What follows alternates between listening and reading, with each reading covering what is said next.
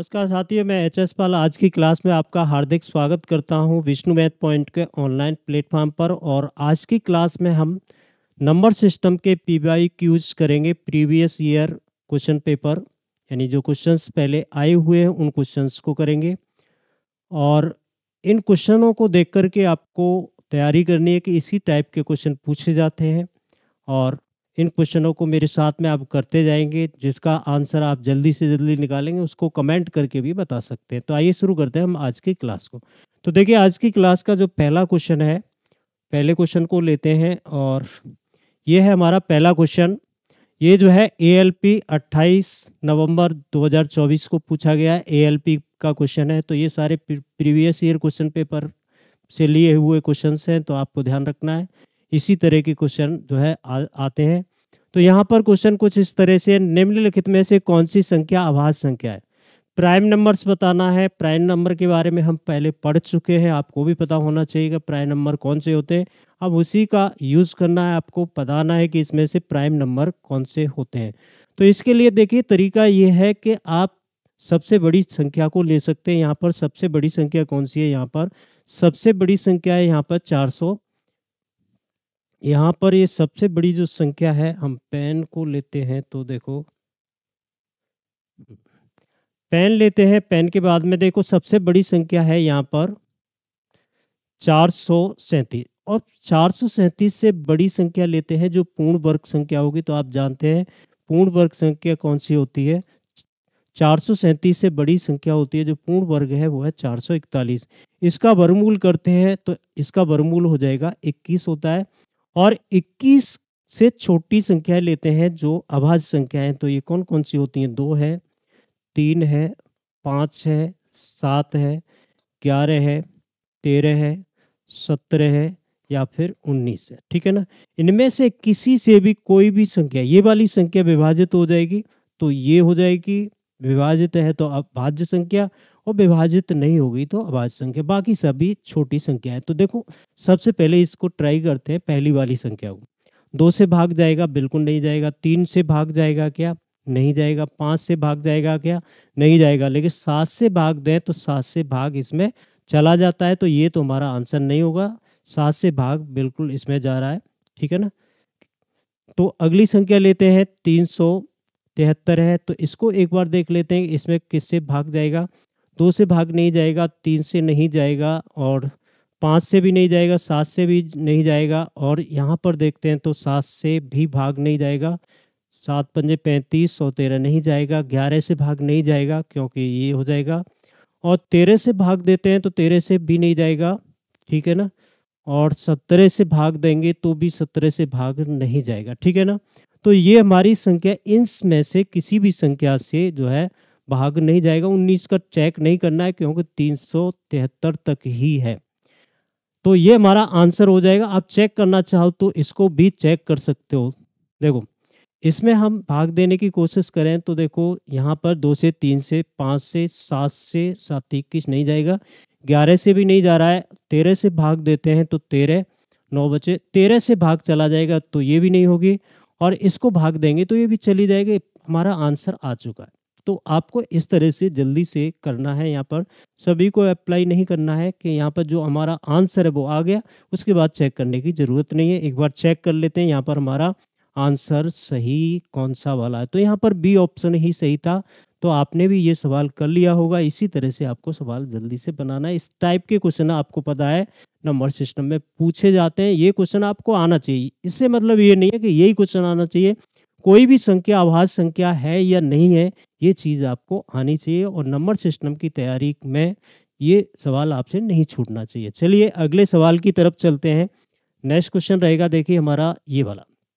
इसमें दे रखा है, निम्नलिखित संख्याओं के किस युग्म में दोनों संख्याओं में से कोई भी अभाज्य संख्या नहीं है बल्कि दोनों संख्याएं सहअभाज्य हैं।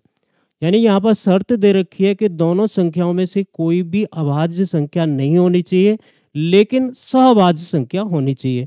तो यहाँ पर एक बार देख लेते हैं, 11 अभाज्य संख्या है तो ये तो नहीं होगा, क्योंकि हमें तो अभाज्य संख्या नहीं होनी चाहिए लेकिन सहअभाज्य संख्या होनी चाहिए। तो हमें यहाँ पर हमने पहला ऑप्शन देखा तो ये दोनों की दोनों ही अभाज्य संख्या है, इसलिए हमारा ये ऑप्शन सही नहीं है। यहाँ पर बात करते हैं 19-27 की, तो 19 तो एक अभाज्य संख्या है, तो ये भी नहीं सही होगा हमारा। और इसकी बात करते हैं 21 और 35 की, तो अभाज्य संख्या तो नहीं है, लेकिन इनमें 7 का भाग जा रहा है, इसलिए हमारा ये भी आंसर सही नहीं होगा। और 8 और 25 की बात करते हैं, तो यहाँ पर देखिए दोनों में से कोई भी अभाज्य संख्या भी नहीं है और दोनों में कोई भी कॉमन नहीं है, क्योंकि सहअभाज्य संख्याओं का एचसीएफ 1 होना चाहिए, यानी कॉमन राशि कुछ भी नहीं होनी चाहिए। इसलिए हमारा आंसर कौन सा सही हो जाएगा, यहाँ पर डी ऑप्शन सही हो जाएगा और आप लोगों का भी यही आंसर सही आया होगा। तो चलते हैं और इसका आंसर चेक कर लेते हैं एक बार। देखिए डी ऑप्शन हमारा एकदम सही है, ठीक है ना। आप मैच करते जाएंगे और आंसर निकालने के बाद आप कमेंट कर सकते हैं बिल्कुल आराम से, और फिर आपको चेक ज़रूर करना है कि ये सवाल आपको आता है या नहीं आती है, ठीक है। चलें आगे अगले क्वेश्चन को लेते हैं। थर्ड क्वेश्चन हमारा, इसमें कहा है कि निम्नलिखित में से कौन सा सहअभाज्य संख्याओं का युग्म है, यानी सहअभाज्य संख्याओं का युग्म यानी ऐसी संख्या जिसमें स्वयं और एक के अलावा किसी भी संख्या का भाग नहीं जाना चाहिए, तो सहअभाज्य संख्या। अब देखो इसमें तो कॉमन क्या है, 2 कॉमन है, इसलिए ये तो नहीं होगा बिल्कुल भी। और ये 7 से भाग चला जाएगा, क्योंकि 7 में इससे भाग जा ही रहा, और इस 7 से 42 हो गया और भाग चला जाएगा, तो ये भी नहीं होगा, ठीक है ना। 11 का भाग इसमें जा ही रहा है, तो ये भी नहीं है, और हमारा आंसर कौन सा हो जाएगा, डी ऑप्शन सही हो जाएगा। और 81 और 16 में कोई भी कॉमन राशि नहीं है, एचसीएफ 1 है, इसका मतलब ये एक अभाज्य संख्याओं का युग्म हो जाएगा। चेक कर लेते हैं आंसर को, और हमारा डी ऑप्शन एकदम सही हो गया, ठीक है ना। क्लियर है। चलें आगे, चलिए नेक्स्ट क्वेश्चन लेते हैं। अगला वाला प्रश्न हमारा रहेगा ये वाला।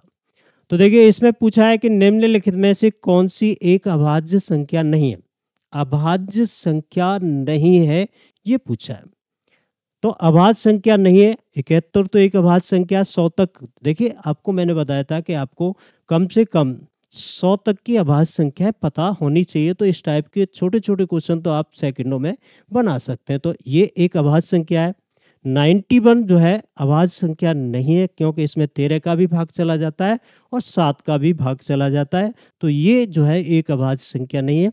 बाकी इनको देखने की जरूरत नहीं है, ये एक अभाज्य संख्या है। हमें तो अभाज्य संख्या नहीं है वो बताना था, तो हमारा बी ऑप्शन सही हो जाएगा, ठीक है ना। चलिए चेक कर लेते हैं एक बार इसके आंसर को, और आंसर हो गया हमारा बी ऑप्शन सही है, बिल्कुल ठीक है ना। तो अगला सवाल लेते हैं और उस सवाल को कर लेते हैं, जल्दी से जल्दी क्वेश्चन करने की कोशिश करेंगे। तो यहाँ पर देखिए नेक्स्ट क्वेश्चन रहेगा हमारा ये वाला। इसमें क्या पूछा है, देखो ध्यान से एक बार पढ़ो आप।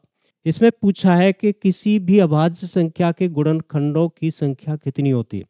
बिल्कुल बेसिक सा सवाल है और आराम से आप कर सकते हैं। ये चीज़ आपको पता होनी चाहिए, अभाज्य संख्याओं के बारे में पूरी डिटेल आपको पता होनी चाहिए कि किस टाइप की संख्याओं को अभाज्य संख्या कहते हैं और अभाज्य संख्याओं को कैसे चेक करते हैं। यदि ये आपको पता है तो निश्चित ही आप इस सवाल को बना सकते हैं जो अभाज्य संख्याओं के ऊपर पूछा जाता है, ठीक है ना। तो यहाँ पर देखो इन्होंने कहा है कि अभाज्य संख्याओं के गुणनखंडों की संख्या कितनी होती है, तो हमेशा ध्यान रखना है अभाज्य संख्याओं के गुणनखंडों की संख्या हमेशा 2 होती है। वो कौन से होते हैं, एक होता है 1 और एक होगा आपका स्वयं जो भी संख्या है वो अभाज्य संख्या के गुणनखंड होगी। तो इसका आंसर कौन सा सही हो जाएगा भाई, सी ऑप्शन सही हो जाएगा। एक बार चेक कर लेते हैं और सी ऑप्शन हमारा बिल्कुल सही है।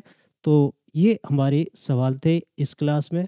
बस थोड़े कम कम क्वेश्चन करेंगे, लेकिन हम प्रैक्टिस ऐसे ही लगातार करते रहेंगे और निश्चित ही आपको इस तरह के वीडियोस देखने से या इस तरह से आपको सवालों की प्रैक्टिस करने से निश्चित ही आपको एक तो अंदाज़ा ये होगा कि इस टाइप के क्वेश्चन पूछे जा रहे हैं रेलवे में या एसएससी में, जहाँ के भी हम क्वेश्चन लेंगे वो आपको एक अंदाज़ा बिल्कुल क्लियर हो जाएगा और सवालों को कैसे करना है इस तरह से आपको तैयारी करते रहनी है, प्रैक्टिस करते रहनी है। तो आज की क्लास में बस इतना ही, फिर मिलते हैं अगले वीडियो में। Thank you very much.